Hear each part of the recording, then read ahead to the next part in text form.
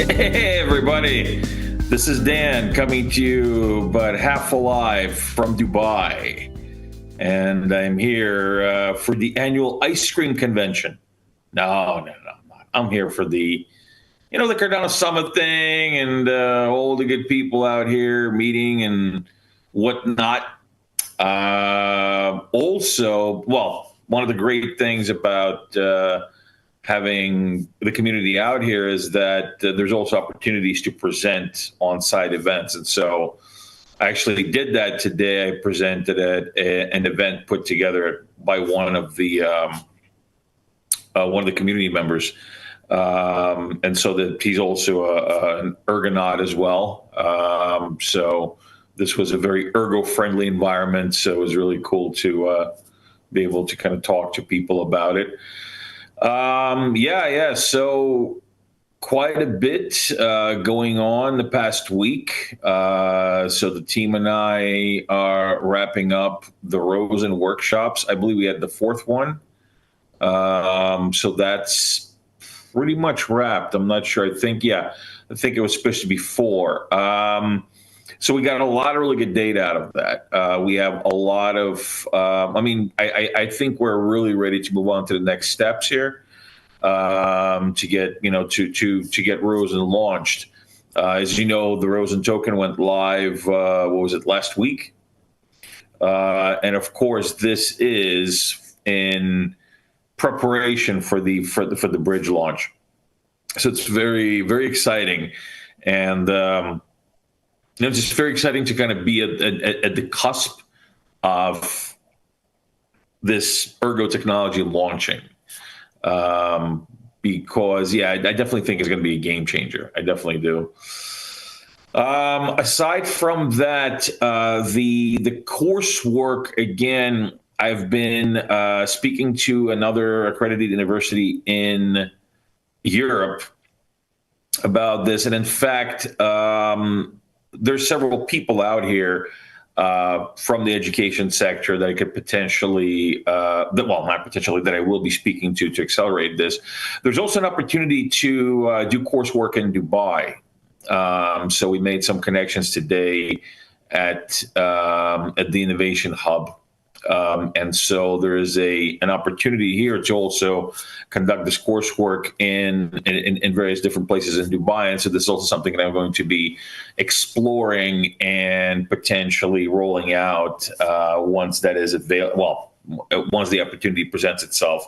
But I do believe that this is a good place to roll out a more, I'd say, technical agenda, technical course. Because there's a lot of innovation happening here. There's a lot of tech startups. There is a lot of blockchain and Web3 related companies out here. So I believe that this is a very nice concentration of potential users for the ecosystem. So that's also very exciting. And just the regular work continues behind the scenes, waiting for some replies from some exchanges, to be exact, for getting Ergo listed on a U.S. friendly exchange so that we're available for U.S. buyers. So again, slow process.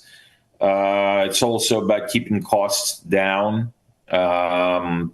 Just simply because of the realities of this current market, but I believe it will happen very soon. It's just a matter of making sure that we follow through with several of these processes. So that's it from me. Let's see. Well, we have today with us. It's like the trifecta, right? We got QX and we have Alex. Now I'm going to have to run in at half past the hour, but Alex and QX will continue on until the end of the AMA. And so let's start with QX. What have the SIGs been up to this week? Hi, Dan. How are you today? The hungover. How are the SIGs? SIGs are great. SIGs are doing well. We have a lot of applications in that we actually need to vote on that I forgot to announce the other day. So we'll probably finish those votes up and introduce quite a bunch of new SIG cans and Sigmanauts into the group. So that's very exciting. Nice. We're still chunking away at the mining pool. Cheese let us know that it was a little more complex than he had originally thought. So for those of you that aren't aware, the SIGs are starting. We have a mining pool running right now that's found about 5 blocks so far. But Cheese is working on. We've hired Cheese to implement storage rent collection. So hopefully, we'll be one of the first mining pools that does this, which hopefully will make us a little attractive to people wanting to mine and join in the SIGs mining group. But once that's up and running, that'll be really cool. We'll start advertising the heck out of that and bringing more and more people on as we develop, fancier and nicer front ends for people to hook onto. What else did we do that was disruptive? We had that nice little tweet the other day for CoinMarketCap. That was fun. Were you watching that, Dan? You did. You commented right on that, didn't you? Yeah. I siphoned the engagement right out of that. No. This. Yeah. I definitely make sure that I let people that follow me know about this complete and utter bullshit that is just. It's like a cancer of this industry. These shakedowns, they're a cancer. That's awful. Yeah, no, it's a we called it a shakedown. It's a shakedown. In Philly we called that a shakedown, and and they're so accepted in this industry. It is just appalling. Yeah, but I think we made our point known. It's sort of trending. Yeah. We did, yeah. I'm still getting a ton of responses and still small conversations going on in the comment sections of that between other chains as well that have been affected. So yeah, it definitely hit a nerve in the overall crypto ecosystem, which is great. But I guess it just hit me on a bad day where Mark posts the email to the SIGs chat and everybody's like, "Oh, this is such bullshit." I'm like, "Mark, I'm going to post this on Twitter." He's like, "Go for it." So there we go. But I thought, how can we effectively and clearly show what happened as well as get their attention? And I always go for hitting their meat and potatoes, and the meat and potatoes is their data accuracy. And honestly, if this is widespread among CoinMarketCap, data accuracy, exactly. So if this is widespread a little bit, even if it's not that widespread, but you got to imagine that these accidental invoices come through to a lot of places.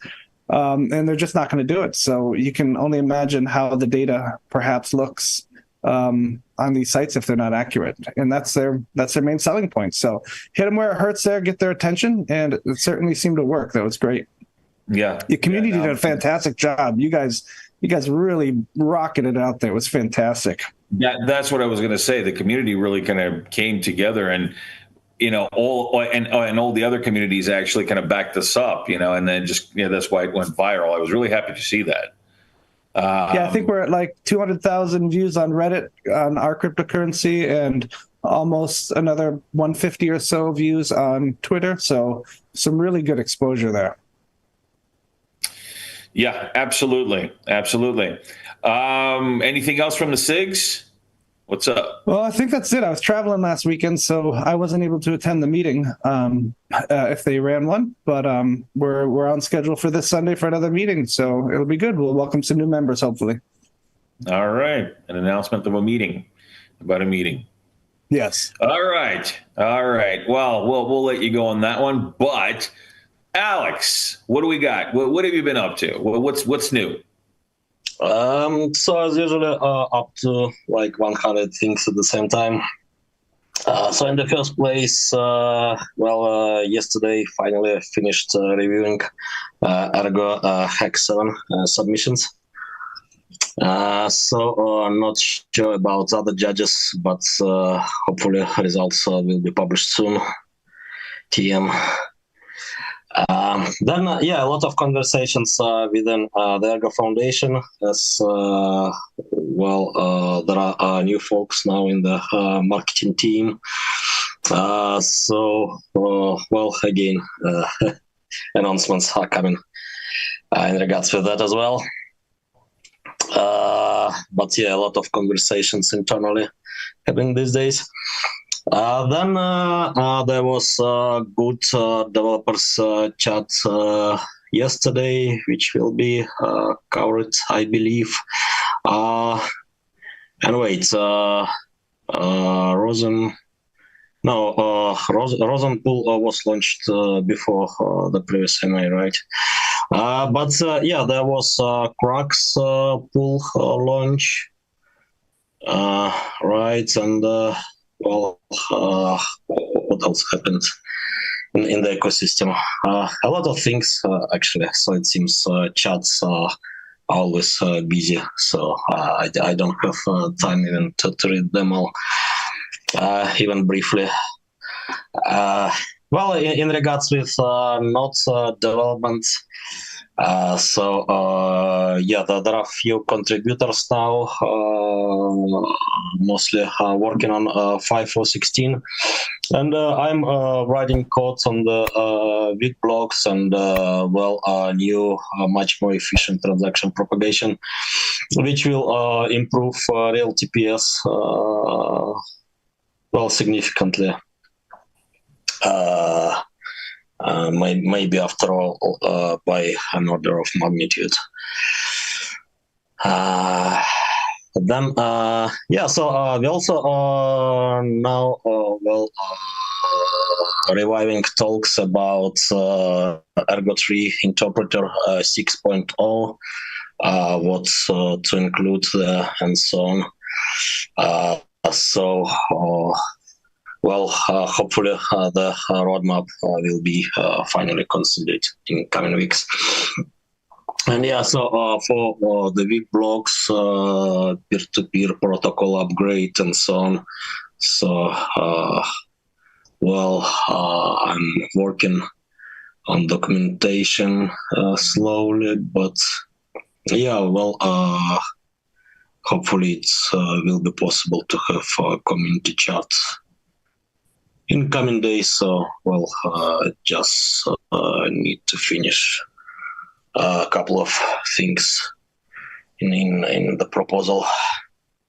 All right, that's more or less it. And as usually, TVL is growing up.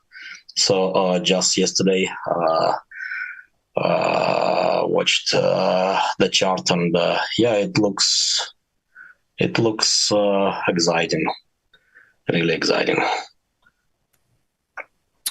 Absolutely.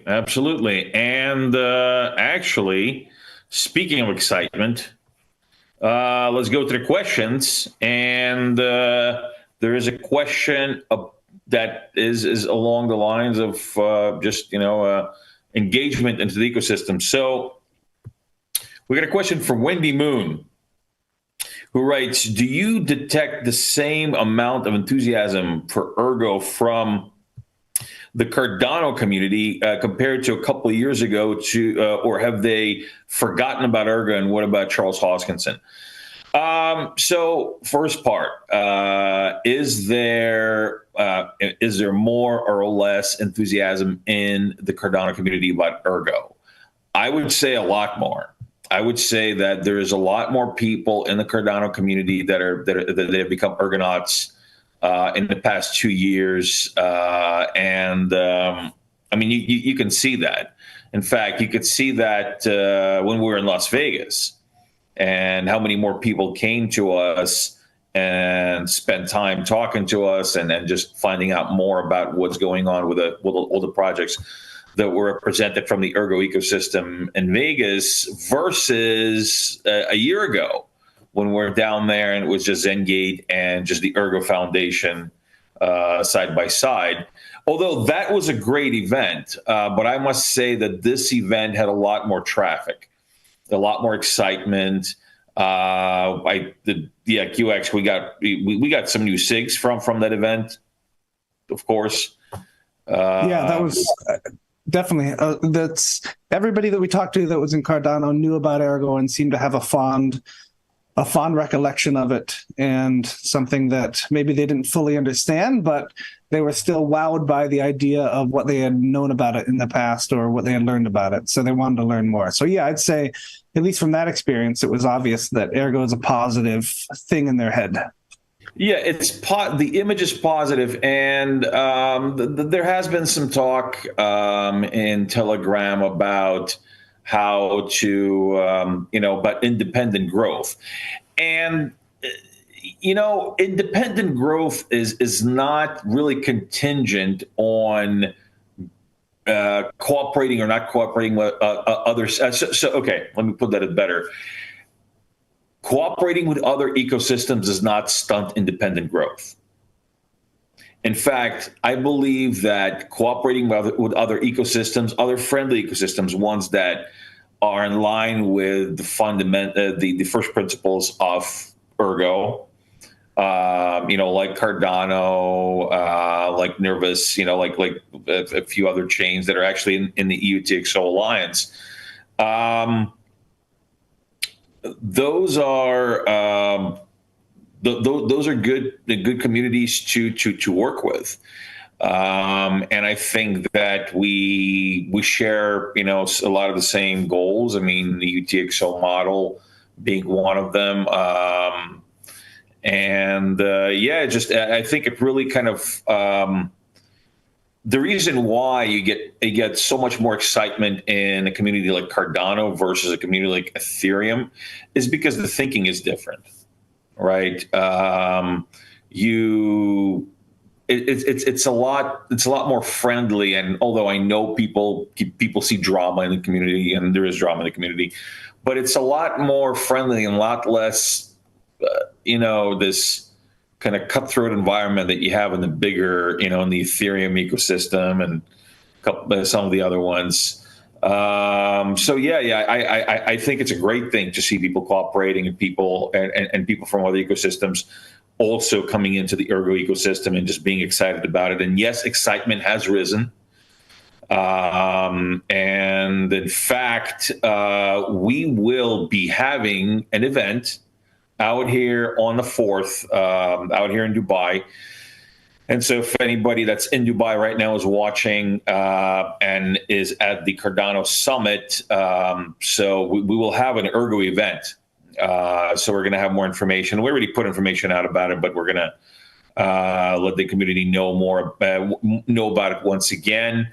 I am going to be there. MHS Sam is going to be there from Rosen. Ilya is going to be there for Spectrum. So we're going to have a full house. So I'm really looking forward to that event, and it's great because we have so many fans on the Cardano side. So we're going to have an opportunity to, first of all, accommodate the Ergonauts that are already here. That's number one. Number two, be able to attract newer Ergonauts that just happen to be at the summit or happen to be at the events around. So I'm really excited about that. Now, as far as Charles, yeah, I mean, he's always excited about Ergo. Whenever I speak to him, he's always he's always very supportive, and his view of Ergo is very pure. He sees it as I guess a throwback to the early Bitcoin days, and he's articulated that before. That's how he sees Ergo. He sees Ergo as the early Bitcoin days when you had a community of visionaries and builders that were just there to basically make this thing happen and first principles. So yeah, his opinion is very positive. So I think that answers the question. Let's see. So there's, Alex is here, and unfortunately, Alex is not going to be able to make it to the event. But I just wanted to kind of get your feedback because you were originally supposed to be at the Cardano Summit as well. So I'm not in the town, but there will be also dedicated Ergo meetup on November 4th Well, the information is already spread around, so please visit it if you're around. Yeah, absolutely. We'll let that be known. So let's move to the next question here. We have Gabno asking, "Do you know of any projects developing on Ergo behind the curtain, not advertising publicly yet?" So personally, I know projects looking into building on Ergo. In fact, I spoke to a couple today at the event that I was at, where I presented, that are very interested in Ergo and very interested, and because I had a chance to explain how the Ergo UTXO works and how the Ergo UTXO boxes work. And this was an event about real world asset tokenization. So Ergo, I believe, is great for RWA tokenization. And so we did get some projects really interested in potentially utilizing Ergo. As far as somebody building behind the scenes, I don't know of anybody. That's not to say that there is not something going on. I myself haven't heard of anybody just yet doing that. But like I said, there very well could be somebody building. And again, I'd hate to kind of keep going back to the Cardano example, but I'll give you an example. And again, without any of the drama attached to it, a good example of that was Muesli Swap, right? So everybody wanted to be the first DEX on Cardano, and even some projects called themselves the first DEX on Cardano, even though they haven't launched their platform yet. And then all of a sudden, Muesli Swap comes out and they launch. And nobody knew that this was going. Nobody knew who these guys were. Nobody had any alpha on this. And all of a sudden, these guys are up, and like literally the first week or so, people are trying to figure out if it's a scam because it just came out of nowhere. And this thing works, and this thing is doing what's it's supposed to do. And so, I mean, it like I said, it doesn't mean that there's not something going on behind the scenes. I don't know, Alex QX, do you know of anything going on behind the scenes that we might not be privy to? Yeah. Maybe you want to speak on, kind of give a little bit of a definition on. Yeah. So we are actually, I'm hiring a position for an application developer here at my department. And part of the requirements for that applicant are that they have blockchain experience, specifically on the Ergo blockchain. And we're planning to integrate the blockchain into some of our custom apps that we have here for traceability and for also identity management. So that'll be something that will be affecting upwards of 1,200 students in our department that will be utilizing Ergo at some point for these apps. And I'm really excited about it. It took about a year to get approval, and I finally got it about a week ago. So that job will be posted soon. So it'll be neat. I'll have Ergo's name up there on the job board for a requirement, which I think is pretty cool. That's great. What about you, Alex? Do you know anybody building behind the scenes? Yeah, I know a lot. Probably because people are asking me about reviewing contracts and so on. Well, unfortunately, cannot review anything, everything, and actually anything these days. So I'm focused on certain things.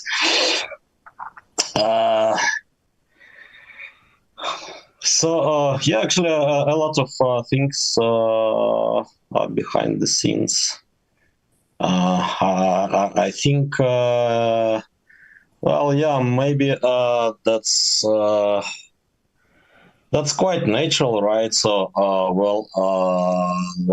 there are market cycles, so there are also cycles in development. So, I see some developers lost somewhere back in 2021 now getting back and doing something. There was even one Ergo hack submission from the guy lost somewhere back in 2021. Yeah, well, there are some cycles here, and it seems, well, now we are getting steam. That's good to hear. Very good to hear. Yeah, like I said, it's, you know, there's so much stuff going on behind the scenes, and it doesn't mean just because I don't know, or maybe Alex won't know, or maybe QX doesn't know, doesn't mean that there's not going to be something that just pops out of nowhere and is going to be big and awesome and going to take the ecosystem by storm. That's what's beautiful about these decentralized distributed ecosystems, that, you know, with tooling available to build all this stuff. You know, that's what was great about Ergo, because we got the tooling ready to go. Yeah, it's not a matter of, well, if we had this or if we had that, then we can get builders on here. We already have it. So we could have a surprise any day. And as the market starts picking up, interest starts picking back up, I think we're going to have a bigger chance of that happening as we get into the latter and the end of the year and into the next year. So anyway, guys, unfortunately, I have to jump off right now. Don't worry, QX and Alex are here to, well, you know, to liaison you through the rest of this AMA. Yeah, so it's great to be able to make it for at least a half of the AMA. Next week I'm in Turkey, and there's going to be several events in Turkey that I'm also going to be speaking at, and also representing Ergo, and as you know, in the entire ecosystem. And these are going to be different events leading up to the big ETH event over there, which is also a good event to go to let people know about the ecosystem. So again, I'm going to be repping Ergo, repping Zengate over there, and so I'm really excited about that. All right, everyone, thanks a lot for tuning in. And again, please don't go anywhere, because you got QX and Alex continuing. I'm passing the torch to them, splitting the torch up, and passing here, guys. Here's the torch. Here you go. Here you go. Alex is doing it. He's just doing it, metaphorically. Anyway, guys, thanks a lot, and I will see you next week. Have fun with your massages, Dan. Thank you. Yeah, and about Dan's talk at Ergo Meetup. So currently I am talking about video recording the talks there. So Ilias, Benz, and MHS. Zengate, Spectrum Bloom, and MHS will talk about something Crozen related, obviously. Let's see if it's possible, but it would be good to have videos from the meetup. All right, so then let's continue answering the questions. Let's do it. I don't think we have any more in chat right now, but let me ask you a question, Alex. Yeah. Weak blocks. So is there opportunity for weak blocks to be mined separately by a CPU instead of a GPU to allow for a broader spread of ecosystem, at least access, as far as that goes, to be included? So you could essentially mine the main chain with your GPU and then mine weak blocks with your CPU. Is that something that's possible, or is it going to be straight up GPU mining? No, I'm not sure, because still difficulty would be high, right? So just like 64 or 128 times slower than for a normal block. So still pretty high. And so for incentivization, it's still not clear. But actually, it's good to hear that Six Pool is now mining blocks.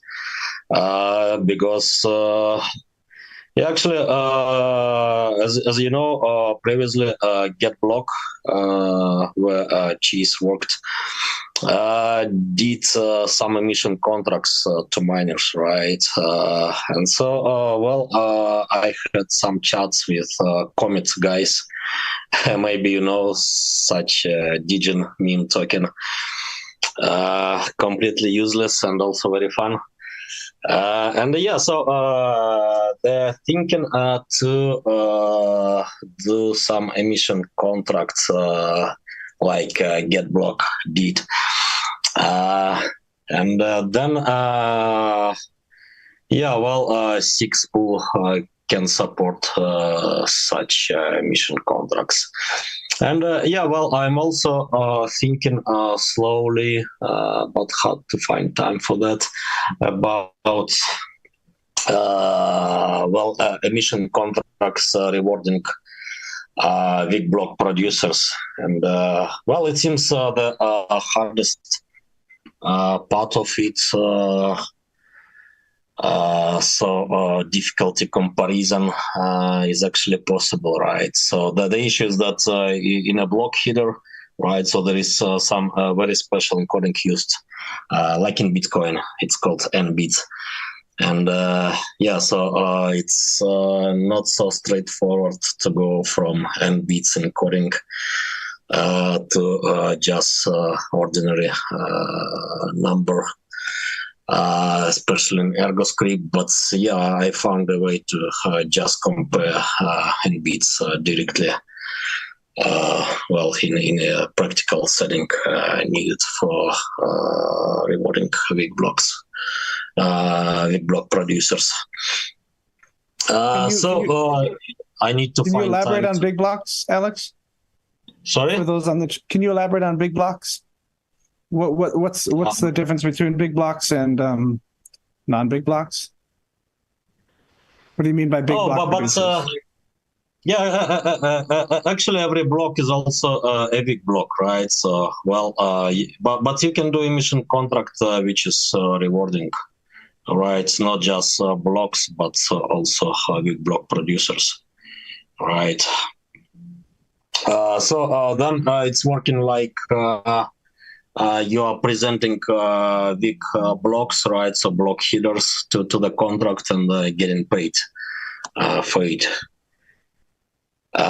Because yeah, there is support for block headers in the Ergo script.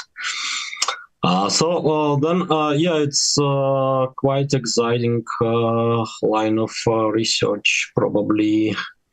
Right, and well, with custom tokens, it's also very interesting, right? And for example, if Six can pay additional rewards in commits and whatever, right? So basically reviving the FIMO topic popular back in 2021, I guess, right? It was 2022, 2021 probably, right? So it was about the Neta pool and some other. There's a Neta, a Comet pool. There was a ErgoPad pool. I think there were 3 or 4 pools there, and a Solo pool.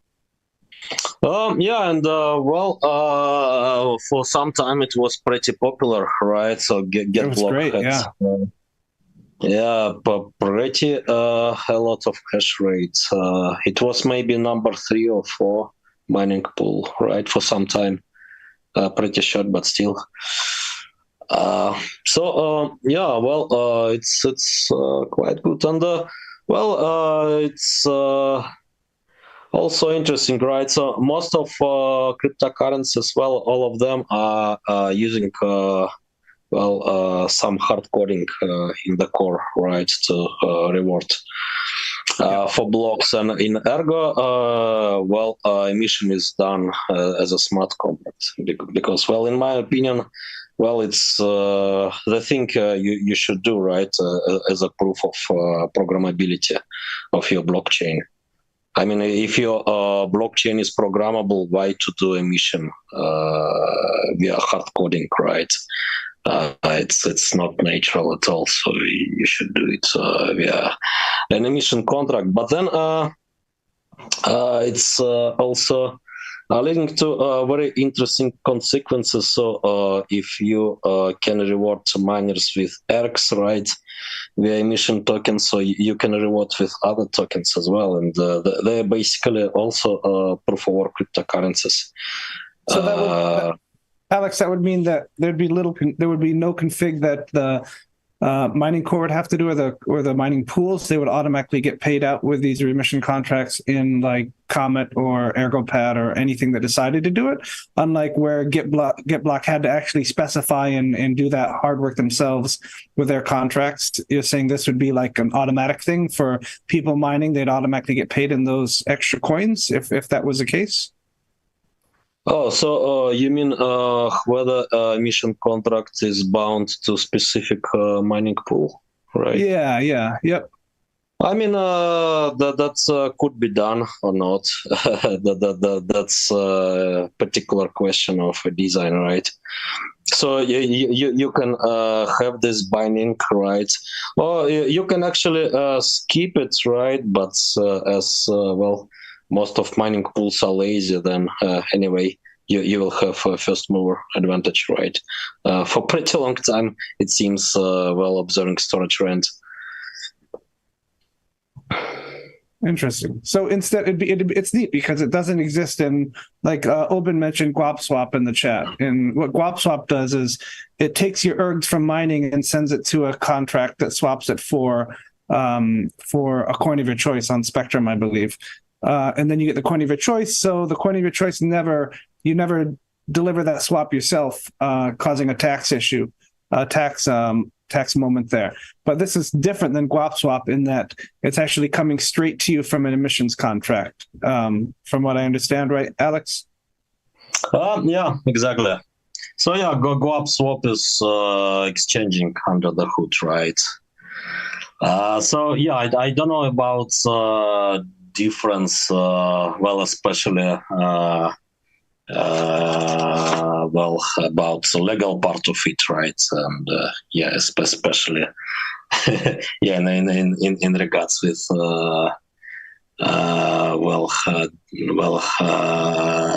variety of jurisdictions. It'd be interesting to mine and get SigUSD as a reward, Alex. That'd be interesting. Yeah, but that's possible, right? The only issue is that somehow, well, USD is not appearing out of thin air, so someone needs to put those SigUSD. But maybe it's also possible, right, to some degree. So, for example, some contracts can buy SigUSD, for example, out of its ERG profits on the Spectrum, and then send those SigUSD to the emission contract, and then miners can get SigUSD right as a reward from some contracts activity, for example. This is possible. Yeah, that'd be interesting. In the bear market, definitely, I'd rather be mining SigUSD directly. Then I don't have to, worry about declining or anything like that. I can just sit there for a little while and then on the way back up again, swap it for ERGs, kind of thing. Would be interesting. Or loan it out in a bear market too, which like duck pools or Signify. That'd be interesting. Yeah, that would be very interesting, actually. So, need to think well about concrete examples. But theoretically possible, why not? Cool. So the only question is where to take those USDs, right? So, so some activity should produce them. So some contract. All right, we got a question from Augustus Kent. Says, QX, that's great about your blockchain integration into your work. Do you think if it's successful, it could be rolled out to other institutions? So yeah, exactly. So two of the main things that I'm going to try to do right off the bat is we are part of, we're an architecture school and an art school. So there's a lot of large format plotting and printing. And currently I wrote this app that allows students, staff, faculty to submit their files with all their specifications, and then there's a backend where the workers will then grab it, notify the students, notify the client, and then push it out through the large format plotters, and then bring it back in, put it in a holding place, and then notify the students. So the idea here is that right now we are only accepting ability to do this via Bursar charging. And we used to be able to do cash and check and credit card, but we can't do that anymore. So the economy there is really not ideal for a lot of professionals that come in. So the idea is that we create our own sub-economy here with Ergo, with the blockchain, as far as that. And we give the public ledger of traceability on top of that, so we can build platforms on top of that without having to utilize some sort of back-end SQL database for that kind of stuff. So take, for example, somebody comes in and they're used to paying cash for things and they don't want to utilize a Bursar. This happens a lot where professionals will come in and they're like, I don't want to deal with a Bursar, I just want to pay cash. So in this case, we can offer blockchain integration where they can submit their plots right and connect their Ergo wallet and pay for their plot right with Ergo at that point. And then there's also a secondary market for this kind of thing where we can now, since we have the blockchain attached to it, we can now create our own token for this service and distribute these tokens as rewards for doing things or as payment for certain things. And then those tokens can then pass around the student economy and be utilized, maybe even traded or swapped for ergs, depending if somebody's graduating and they have a ton of these tokens left over, they can swap them out for ergs. And another student will have these tokens to be able to plot with if they want to. So that's that main thing there. So that definitely could be wrapped up in the end and transferred to somebody else as far as that goes. And the other one is more of an identity tracking system for events. A little bit smaller scale than what MGPI and LGD are working on. But essentially, there needs to be some sort of traceability when people attend events for classes and attendance. And so that would essentially be some sort of front-end and back-end dashboards so the administrators could see what's going on. And when you walk into an event, you scan the QR code for the event and you sign it with your wallet, and boom, you're traced right there and tracked that it was you that came and attended the event in person. So that is the base stuff right now for those two things. And there are a couple more ideas after that we're going to include. And it could go as far as, we're an architecture school here. So developing some sort of tool for traceability for supply chains would be really neat to do a proof of concept there. We're talking about iron and steel coming from different countries, and having that tracked and traced would be very neat to have that on a public ledger and on chain. So those are the base things we do. And yeah, the idea is that we build them for ourselves, at least right now, but the concept is there for anybody to take. And of course, they will be open source and on Git for anybody to take beyond that. So yeah.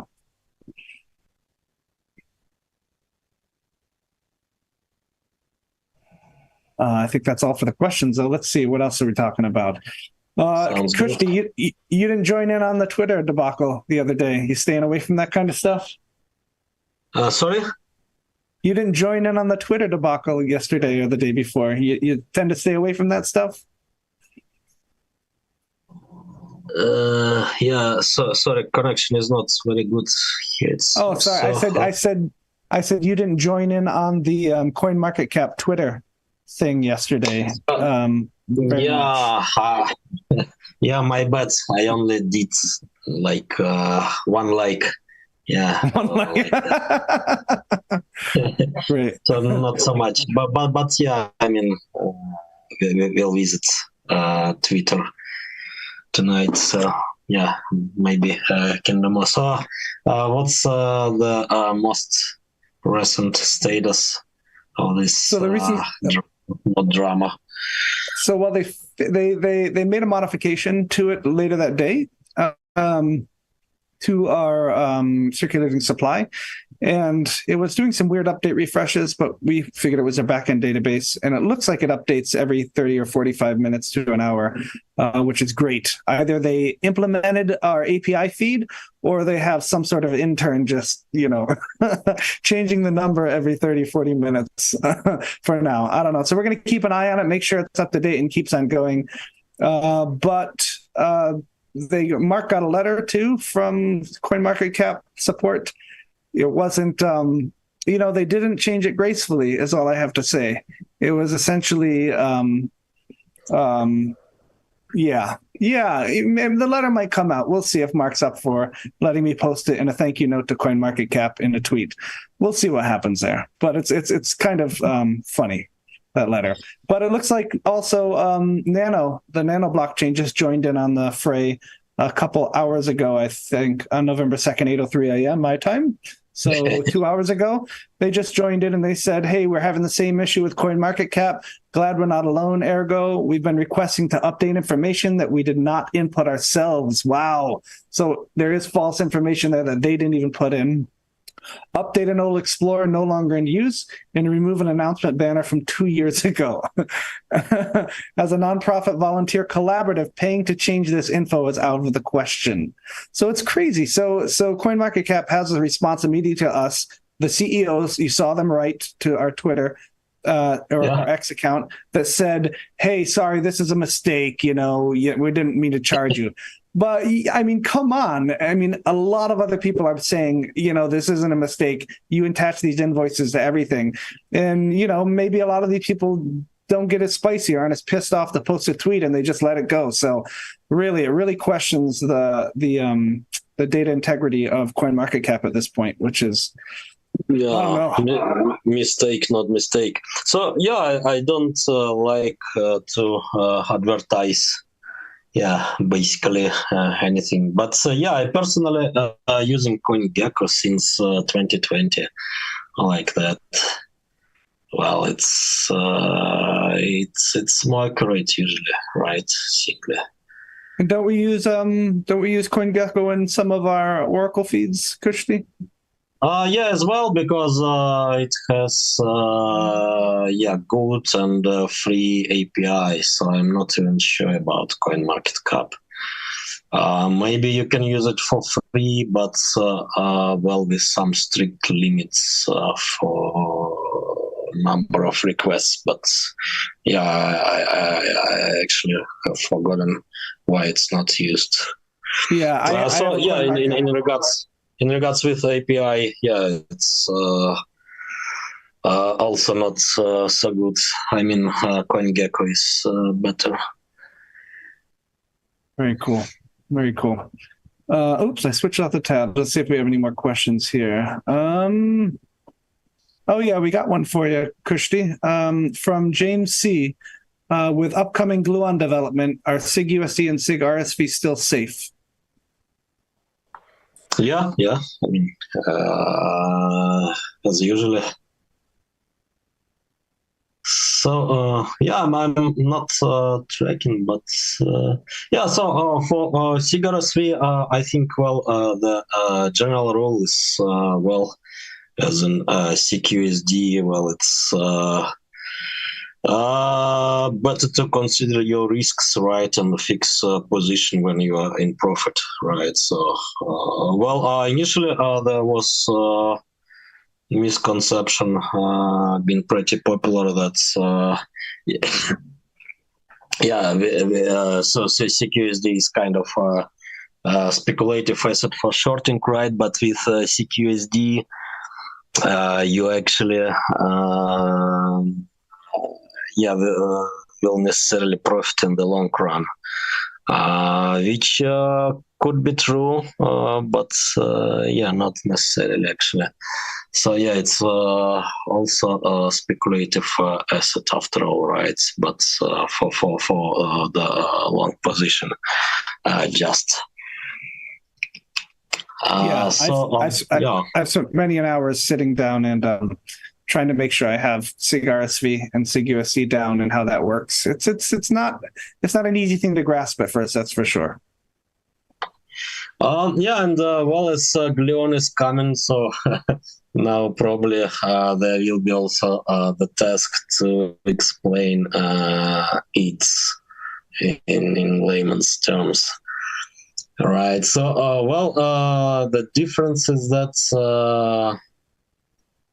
while SIG USD, the JET protocol has some magic numbers like 400%, 800%, right? So Gluon doesn't have it.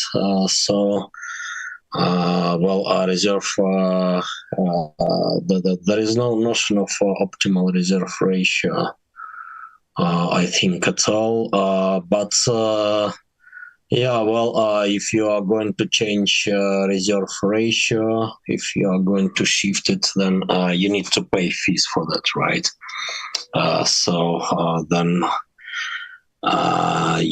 There is some natural protection in the contracts against whale moves, right? In this regard, it's pretty interesting to compare it with Dexia, which is also protected from whale moves, but in more straightforward and magic way, let's say. In regards with Gluon, it's about fee, right? With pretty complex formula even. So let's see how it's going. And by the way, there is testing going on, private testing for Gluon.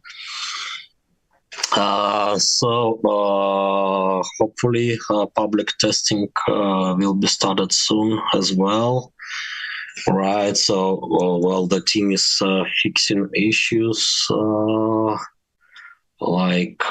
Just today, there was fixed issue with testnet Nautilus instance, right? GraphQL instance and then Nautilus wallet using Quid. Now Kim is testing Gluon privately, but then with Nautilus, with UI done, it will be private testing soon. And for the Dexia,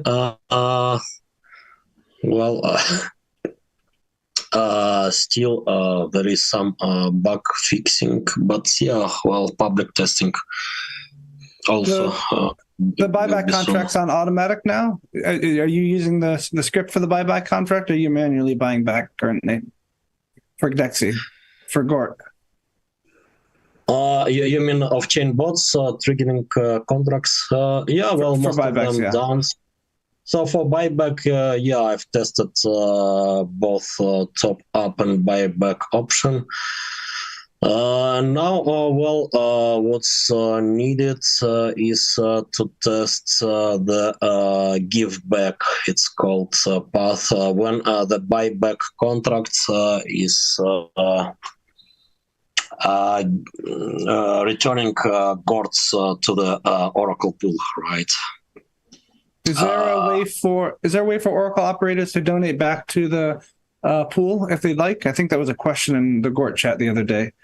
If they want to donate their tokens back to the give back pool, the main pool that will distribute them, is that possible without giving them to you, or is there a way that they can insert them themselves? So in the first place, let me think. Maybe it's not possible with buyback, but it's possible to do. The only question is how. For the buyback contract in the Oracle software, there is some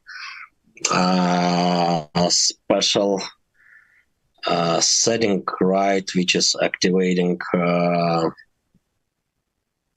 using this give back path and buyback contracts during Oracle pool update, right? So any Oracle pool operator can do that then. About injecting some additional Gorts at the same time, I'm not sure, but I mean theoretically it's possible, but the Oracle software probably cannot do that right now, but I need to check actually. Okay. All right, Alex, we have a question from Luca. So in super simple terms, can you answer why Gluon, what makes Gluon a stable coin? What makes Gluon stable? Super simple. Give us a top skim level there. Oh, so it's basically the same as CQSD here, right? So you have reserve coin, you have stable coin, right? There are no magic numbers here, and so if you are going to change reserve ratio, then basically you are paying fee proportionally to the delta, to the change to be happened. And other than that, it's still the jet protocol with reserve coins and stable coins. So you're saying individual users can change the reserve ratio and pay a fee to do that? So they can sneak in as a reserve ratio is beyond a certain limit and pay extra for that, or is that what you said? In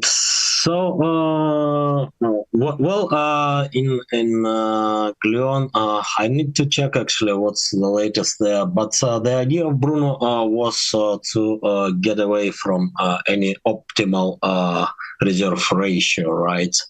And then, for example, it started with 400%, right, 600%, whatever number. If someone, the public in general is willing to change it to 100% or 80%, right, then, you need to pay fee for such shifts. Cool. All right.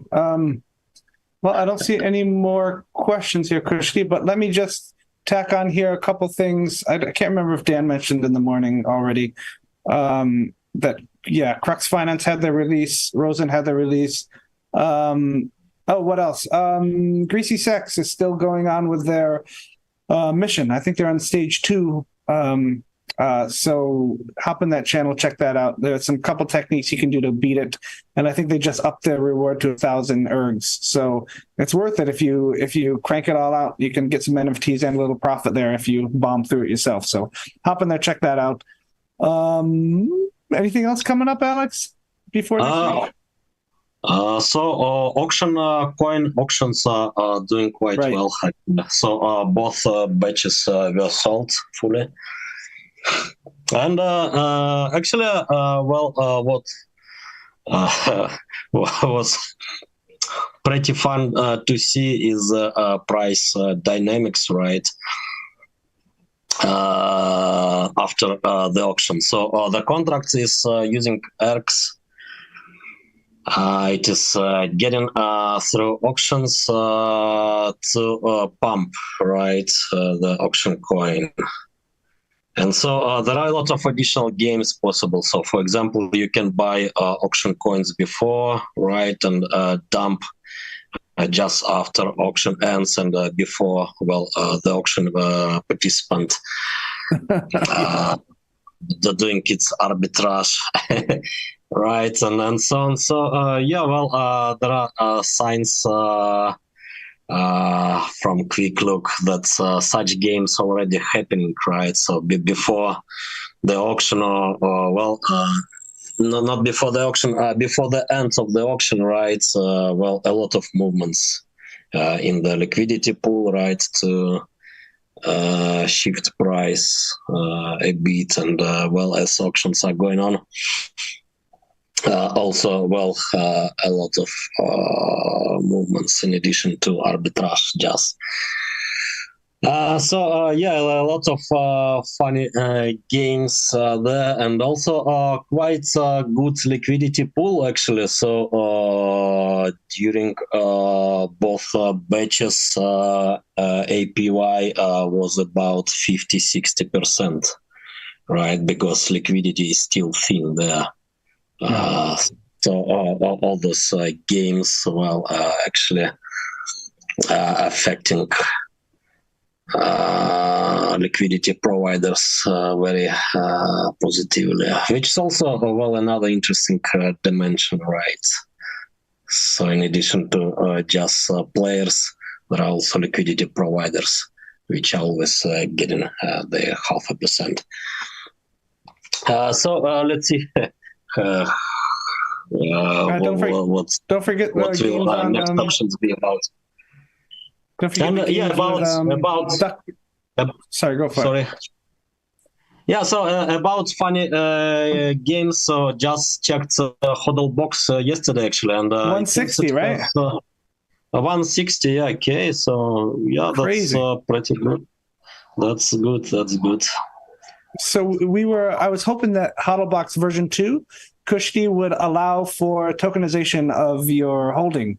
So essentially that, it'd be nice if that NFT that you get when you put into a HODLBox would actually be the ticket to capturing it, reclaiming it, as opposed to being bound to the address. So that would mean that projects could essentially make, let's say a project is coming out with a token and they want to vest it, but they don't want to use Ergo Pad. They want to go a little simpler, really quick and do an airdrop.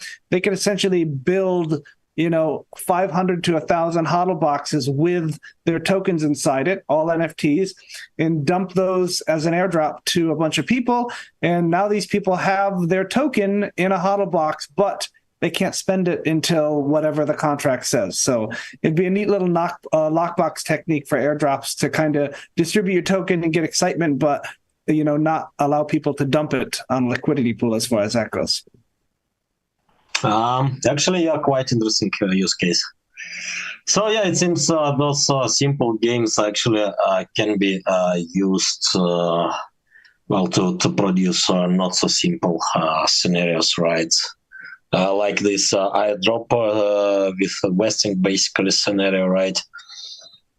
And also, auction coin can be used for token sales, right? So, for example, some project launching a token can use auction coin scheme, for example, and then set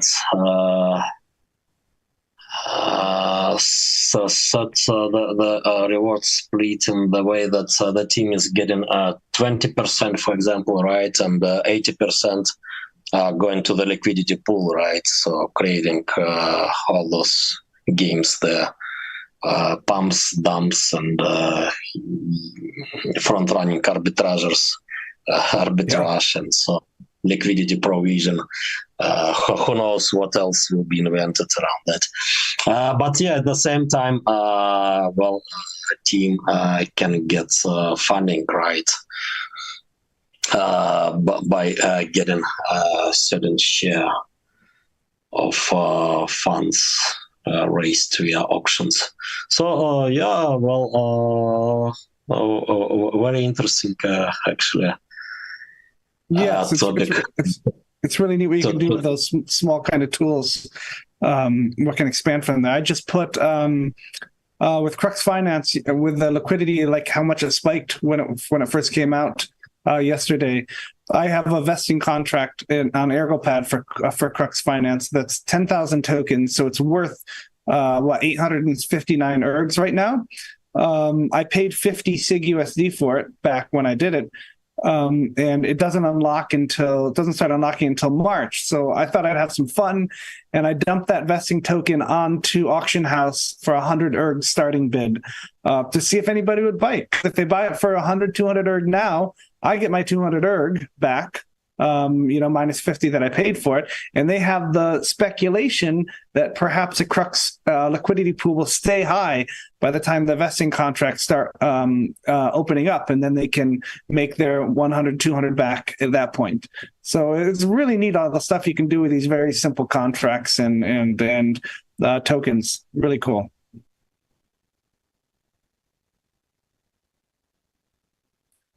You still there, Christy? All right, I'm set at this point. Yeah, I think we're up. So yeah, let's wrap up. This wonderful MA. So thanks everyone. Thanks everybody for joining. Thanks for your questions. Thanks for your attention. Stick around for hopefully Sunday. We'll have the dev update for you, Joe and I. Joe had some in real life stuff he had to deal with, so maybe we'll try to record that tonight. or tomorrow for you. But stick around for that. Thanks so much, Kushti, for having me on. Appreciate it. Thanks, everybody. So see you the next time. Bye.